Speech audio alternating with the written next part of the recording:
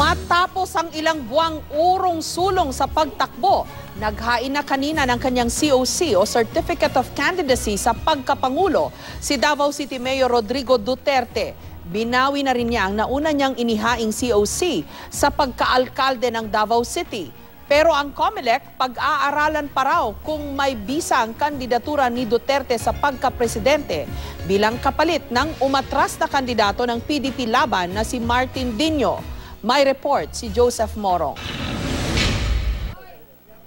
Upang bigyan daan ang kanyang kandidatura para sa pagkapangulo, pumunta si Mayor Rodrigo Duterte sa COMELEC Davao para iatras ang kanyang Certificate of Candidacy sa pagka-mayor. Ang papalit sa kanya ang anak niyang dati na ring mayor ng Davao City na si Sara. Yung araw lang siya nag-file ng COC. Kasi ka na file any COC kung wala bang makante.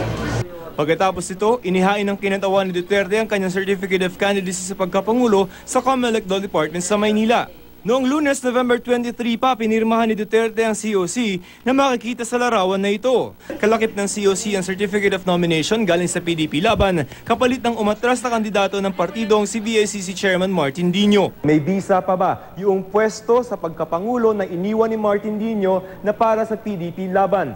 Lalo na't wala pang resolusyon ng COMELEC sa petisyon ng Law Department na ideklarang nuisance candidate si Dino. Hindi ko masasabi. Basta tinanggap lang namin yung COC. Yun lang masasabi ko. We'll still have to deliberate on that.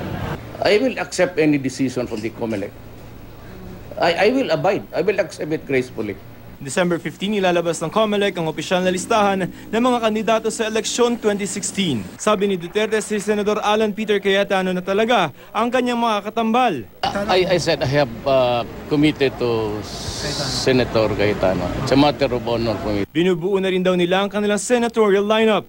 Joseph Morong, GMA News.